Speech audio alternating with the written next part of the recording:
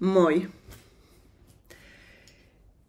Olin unohtanut, että tämä meidän juoksupoika Stub on syntynyt aprillipäivänä. Voiko parempaa päivää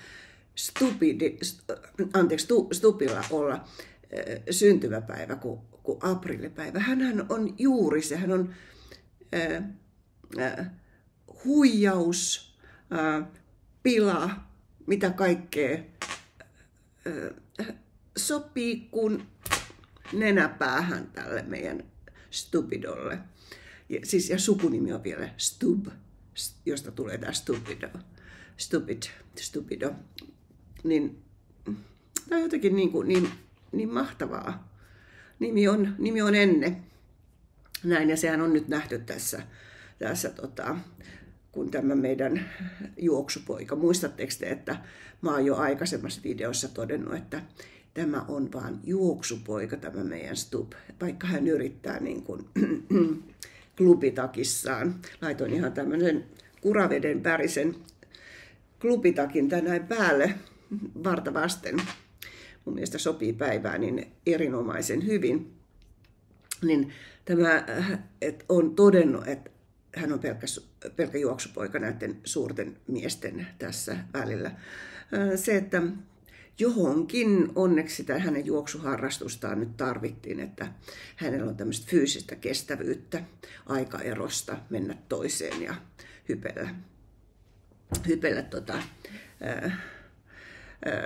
tai keskustella näiden valtiopäämiesten kanssa, muutenkin kuin tämmöisten pikkupelle Zelenskien kanssa. Näin, mutta sanaa pitää nyt tässä niin kuin viedä, ja hän kävi viemässä sitä Trumpille ja pääsi tänne. Hehkutetaan, että hän pääsi pelaamaan golfia Trumpin kanssa, mutta mun näkemyksen mukaan ei niin kuin suuret valtiopäämiehet, niin kyllä ne pääsee sinne valkoiseen taloon, sinne Oval Officeen. Mutta tämmöiset juoksupojat, niin siinä kun Trumpi vetelee swingejä, niin hän sitten voi jonkun sanan Stubin kanssa siinä niin kuin vaihtaa. Se on mun mielestä täysin niin kuin, sen verran on minullakin golfmailla ollut kädessä. Ei ole ollut paljon, koska mun kävi niin huono tuuri, että mun keskisormi meni poikki heti, kun mä olin saanut green cardin. Tai poikki, se oikein roikku tällainen. Sitten tuli taas muut jutut kuvioon ja se jäi väki edelleen makaa tuolla jossain nurkassa. Niin sen verran on golfia itsekin pelannut, että ei siinä niin kuin, siinä keskitytään siihen peliin. Toki nämä oli nyt ollut parina siellä, Trump ja Stub, mutta siis eihän Trump lähde viherikölle, ellei hänellä ole ajatuksena pelata. Hän keskittyy peliin ja siihen.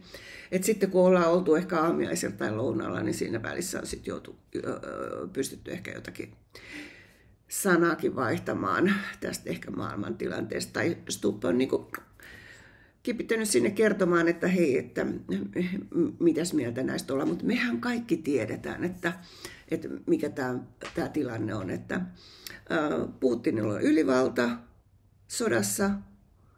Se voi tehdä mitä se haluaa ja tahtoa mitä haluaa. Ja Zelenski on vaan tämmöinen pikku nilkki, joka ei enää kohta ole presidentti. Tämä meidän iso, mahtava Trump, jota mä iloitsin silloin marraskuussa, kun hänet valittiin, niin hän oikeasti on muuttanut koko maailmaa. Hän on muuttanut niin, että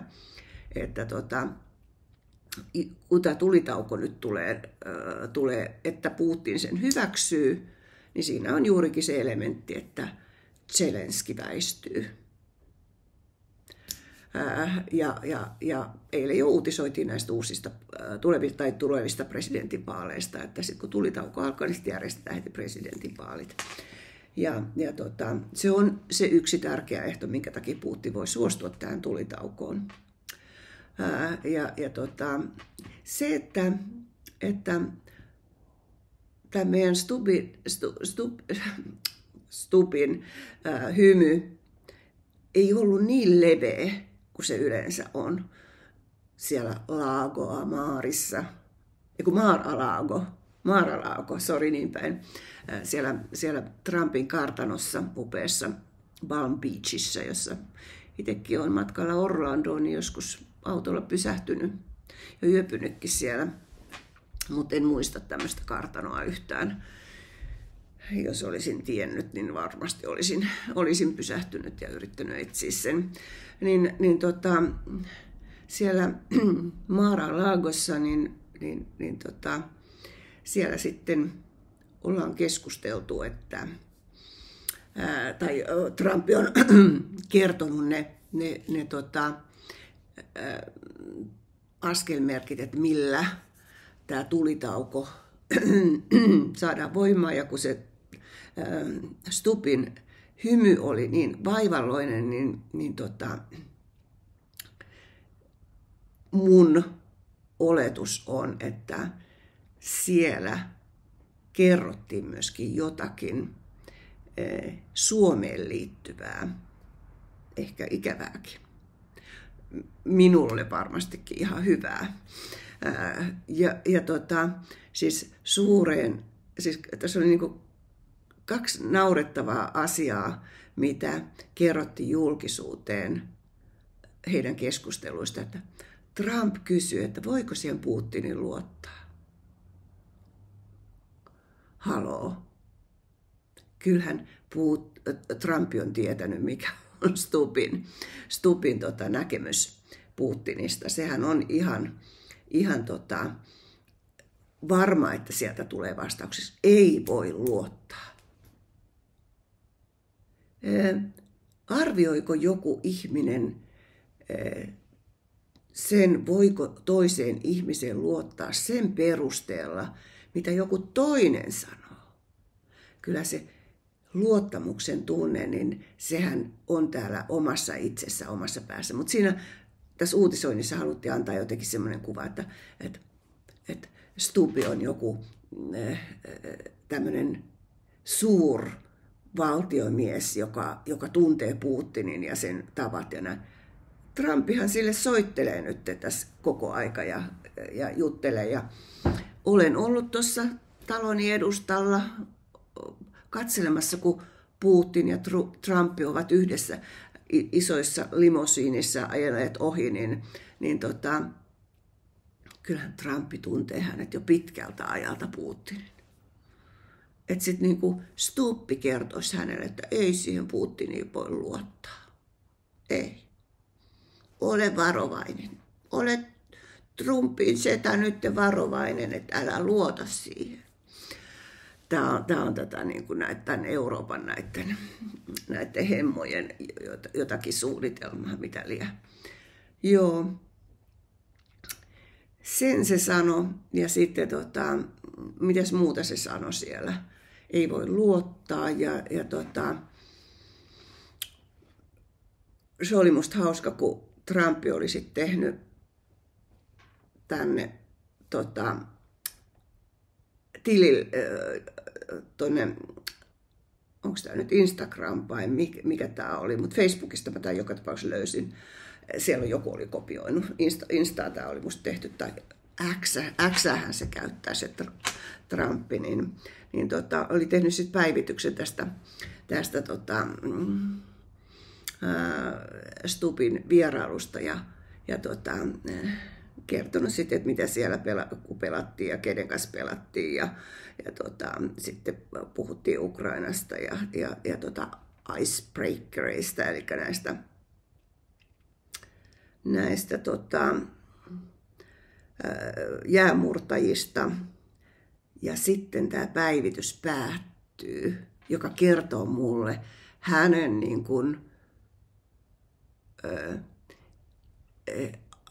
sen, mitä hän ajattelee Stubbista. Eli että hän on tietoinen, kuinka Stubb on häntä mollannut kaikki nämä vuodet, useimmat vuodet, ja ennen presidentinvaaleja yritti täältä Suomesta käsin suomalaisiin äänestäjiin vaikuttaa, että Trumpista ei olisi tullut presidentti mustamaalaamalla häntä, niin sitten lopussa USA-presidentti Trump sanoo, että President Stubb told me in the most powerful of words that the United States is strong and back again. I agree. Eli että Stubb siellä sanoi nämä mahtisanat, että USA on vahva ja tullut takaisin. Että Stubb sanoi näin. Ja tähän asti hän on sanonut ihan jotain muuta. Mutta Trump halusi sanoa ne täällä, näyttää ja kertoa, mitä Stubb on siellä, millä tavalla Stubb on siellä hänelle esiintynyt. Eli taas sitä ruskeata kieltänsä liponnut ja kertonut näitä. Että hän on todellakin iso aprillipila, tämä Stubb. Ihan järkyttää. Ja sitten mitä hän teki? Hän siellä esiintyi Luhtagrupin näissä rukan vaatteissa. Oli logo täällä, rukka ja housuissa, valkoinen paita, pikeä paita ja sitten oli housut, missä oli rukka. Niin en kyllä muista nähneen ikinä yhtään presidenttiä, joka olisi mainostanut jotakin.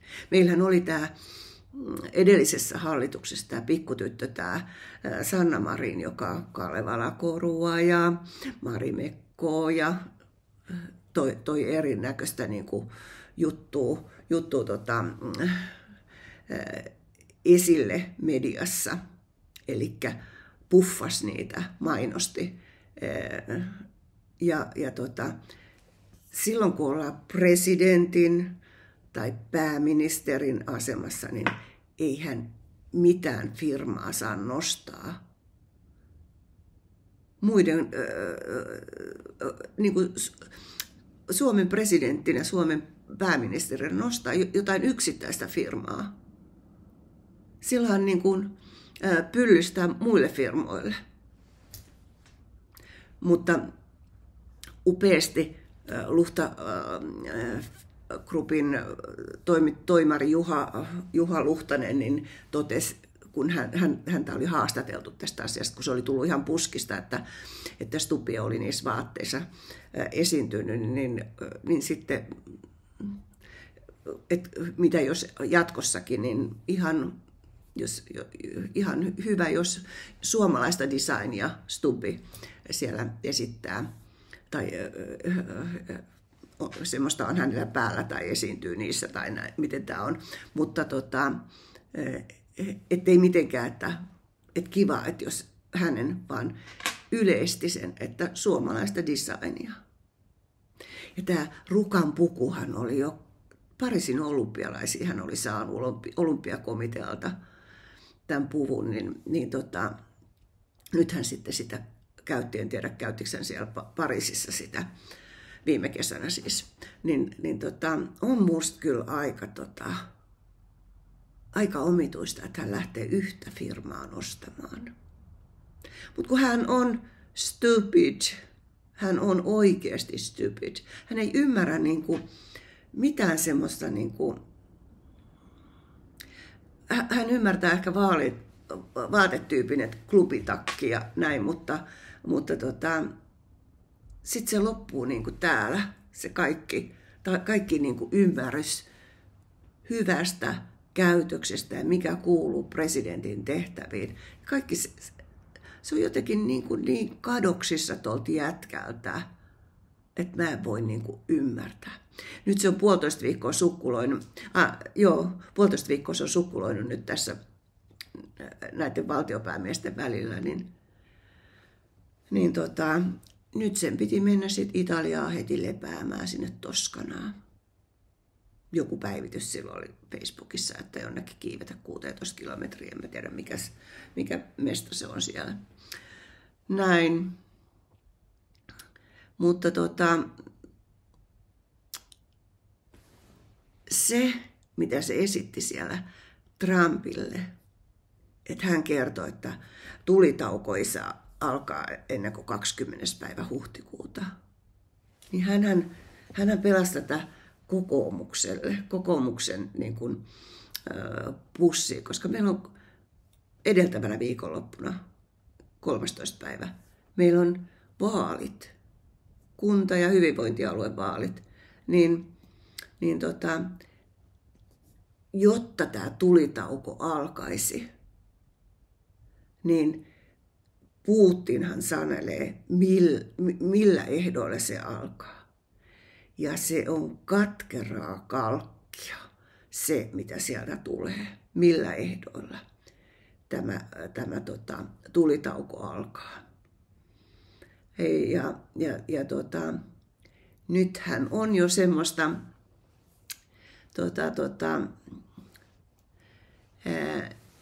kivaa tietoa tullut siitä, että miten nämä asiat lähtee eteen. Eli Trump sanoi siellä Mar-a-Lagos kartanolla, että hei poika, alapas lämmittelee suhteita Putinin kanssa. Ei tämä niin kuin mihinkään etene. Hänellä on niin monta kiristysmomenttia, millä hän pystyy kiristämään Suomea, Ukrainaa, koko Eurooppaa, että Stubbi, että kun se joutuu alkaa niitä kertomaan, niin kuin se nyt, että nyt pitäisi alkaa lämmittelee Venäjän kanssa suhteita,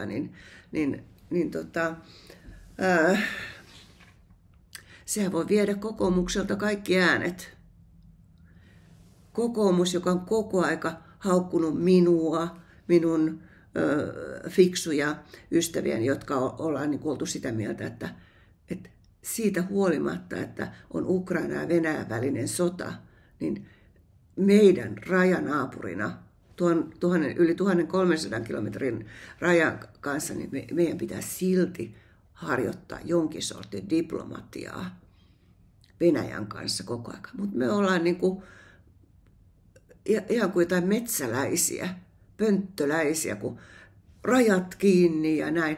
Mutta näillä kaikillahan on tarkoitus, että rajat kiinni, ei tämä mikään, niin kuin, että olisi joku hallitsematon maahanmuutto, vaan ne on niitä pakotekeinoja, joilla on yritetty taivuttaa Putin, mutta ei hän ole taipunut. Kun hän tietää, että loppupeleissä ne osuu Euroopan nilkkaan. Ja nyt ne on osunut niin rajusti Euroopan nilkkaan, että nyt ei ole mahdollista tämmöinen hullu asetuotanto, aseteollisuus, jolla saadaan niin kuin meidän talous nostetuksi. Että aletaan tämmöistä uutta alaa nostamaan. Kun kaikki muuthan on Suomen idänkaupan kuolemisen myötä, kaikkihan on niin kuin kuollut. Meidän talous on ihan niin kuin rupuna. Ei täällä ole mitään niin kuin toivoa. Senhän niin kuin jokainen ymmärtää, koska meidän idänkaupan merkitys on ollut niin laaja tähän asti. Siihen asti, kun sota alkoi. Ja sitten yhtäkkiä kaikki liinat kiinni, paitsi tietysti valtion yritysten liinoja ei pistetty kiinni, mutta yrittäjien. Sehän on sitä Marinin politiikkaa myöskin. Joo, niin nyt sitten tänään on puhuttu näistä jalkaväkimiinoistakin, niin on se niin hauska, että nyt kun sota loppuu, niin nyt kaivetaan jalkaväkimiinat esille. Siis pointtihan oli se, että Ukrainan sodan piti jatkua loputtomiin, että Venäjä pumpataan tyhjiin, mutta kun Trump tuli valtaan, niin se sanoi, että ei käy. Ja nyt tämä koko Eurooppa on kusessa, kun on pelkopersuksessa, muka pelkopersuksessa. Ei se ole, vaan se on, kun talous on niin kuralla, niin nyt piti keksiä tämmöinen uusi ase-elinkeino, jolla me päästään sitten niin kuin vähän tässä jaloillemme. Mutta jotenkin kun mä oon miettinyt siitä asti, kun Trump tuli valtaan, että käykö tässä vielä niin, kun Putin saa sanella ne ehdot nyt, millä tulee tulitauko ja mahdollisesti pysyvä rauha, niin että joudutaanko me luopumaan meidän NATO-jäsenyydestäkin. Jos minä olisin Putin, niin sehän olisi ihan ehdoton edellytys. Ja onko se näin, että kun meidän pitää luopua tästä NATO-jäsenyydestä, NATOhan on eihän me muuten oltaisi sinne NATO päästy, jos ei se olisi ihan kuralla sekin järjestö. Meidän piti tuoda sinne vahvuutta, mutta ja meillähän sanottiin, että sen jälkeen me ollaan turvassa. Ollaan turvassa. Jalkaväkimiinat käyttöön, aseteollisuutta äkkiä, niin en mä tiedä, miten noi Stubbit ja Orpot ja Häkkäset ja kumppanit, ne pitää meitä ihan pilkkana, että me ei ymmärretä yhtään mistään mitään. Näin.